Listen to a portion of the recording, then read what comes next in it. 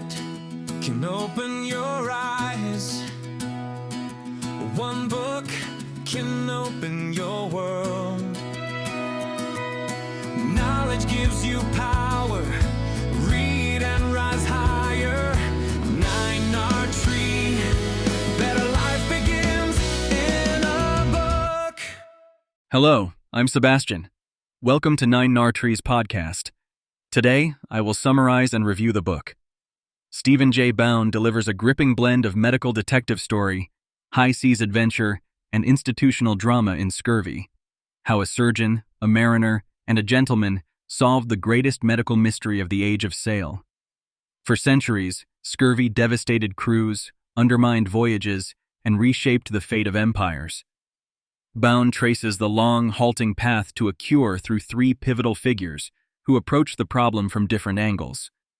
A naval surgeon conducted a pioneering clinical trial, a master navigator imposed rigorous shipboard innovations, and a well-connected physician translated evidence into policy. The result is a vivid narrative that explains why obvious remedies were ignored, how bold leadership preserved lives at sea, and how scientific insight must be paired with logistics and politics to create lasting change. Readers encounter the human cost of indecision, as well as the triumph of practical, evidence-based reform that transformed the Royal Navy and global exploration. I will give you key takeaways from this book. Firstly, the scourge that shaped empires. Bown opens by detailing the scale and horror of scurvy during the long voyages of the Age of Sail. Crews embarked healthy and returned skeletal, with bleeding gums, open wounds that refused to heal, and profound lethargy that decimated manpower. The disease often killed more sailors than storms or combat, crippling expeditions and draining state coffers. This was not a marginal issue, but a strategic crisis that dictated where ships could sail, how long they could remain at sea, and whether fleets could blockade, explore, or fight. The book explains how scurvy emerged from prolonged deprivation of fresh produce during months at sea, though the concept of a specific nutrient was unknown. Competing theories abounded, from bad air to internal putrefaction, and treatments ranged from useless acids to harsh purgatives. By quantifying the toll and showing the operational constraints scurvy imposed, Bown establishes why solving the disease mattered not only for humanitarian reasons, but also for national power, trade routes, and the projection of naval might. Secondly, James Lind and the first controlled trial at sea. Central to the narrative is James Lind, a Royal Navy surgeon who in 1747 conducted a landmark comparative test aboard a ship racked by scurvy. Lind divided afflicted sailors into small groups, administering different remedies under similar conditions. The group receiving citrus recovered with striking speed, while others showed little improvement. Lind published his findings in a treatise that laid out observations, reasoning, and a practical pathway to prevention. Yet the discovery languished. Bown explores why a result so clear did not translate into immediate policy. The explanation blends human and institutional factors, conservative medical doctrines, professional rivalries, inconsistent supplies of citrus, and the difficulty of preserving fruit juice on long voyages. Lind himself hedged at times, offering multiple hypotheses and remedies that muddied his message. By situating Lind within his era, Bown illuminates both the brilliance of the experimental design and the limits of influence without patronage, logistics, and unwavering advocacy. Thirdly, James Cook and the discipline of shipboard prevention. The mariner in Bown's trio, Captain James Cook, did not uncover the biochemical cause of scurvy, but he implemented a rigorous system that kept his crews remarkably healthy on epic voyages. Cook enforced cleanliness, ventilation, and regular airing of bedding, while systematizing the pursuit of fresh food at every landfall.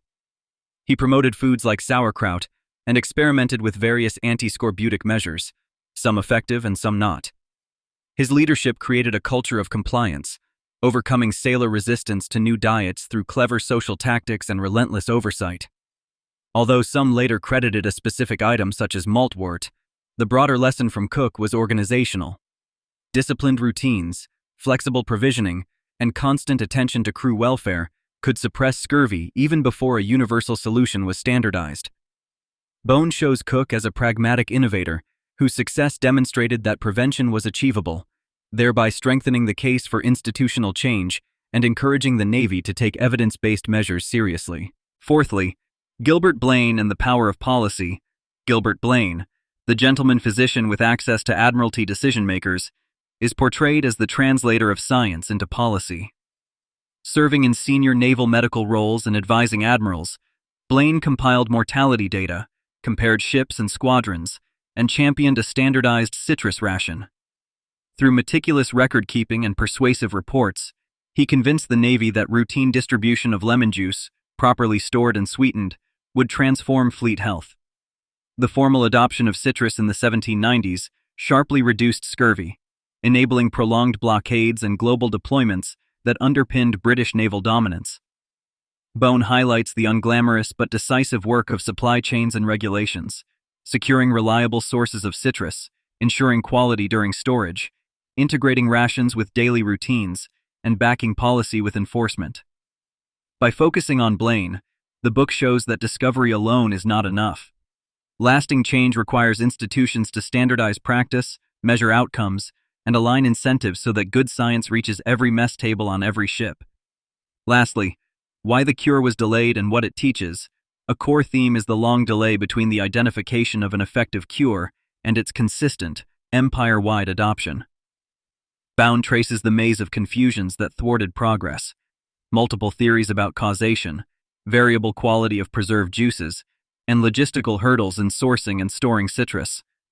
Economic interests and bureaucratic caution compounded the problem, while the absence of a vitamin concept allowed plausible but wrong explanations to persist. The narrative also acknowledges later complications when less potent West Indian limes and heat processing reduced efficacy, reminding readers that even correct ideas can falter if execution degrades. From this tangle emerges a broader lesson about evidence and implementation. Reliable experiments must be clear, results must be communicated without ambiguity, and systems must deliver the remedy intact to the point of use. Bown uses this history to illuminate modern challenges in public health and policy, where proof, persuasion, and supply often move at different speeds.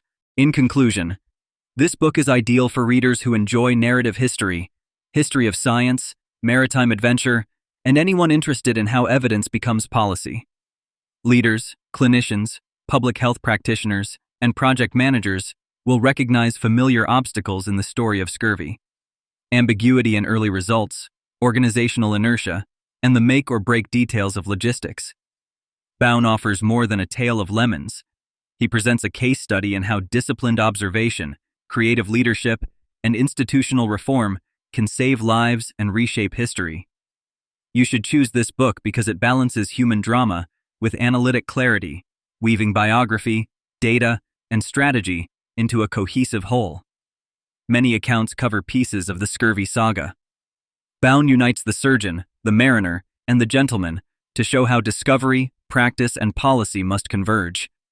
Read it to gain practical insight into evidence-based action and to be reminded that solving big problems demands both ideas and systems. If you would like to support Stephen J. Bown, you can buy the book through the Amazon link I've provided in the podcast description. After reading the book, please let me know what you think and share your thoughts. See you around. 1 minute can open your eyes. 1 book can open your world. Knowledge gives you power, read and rise higher. 9 or tree, better life be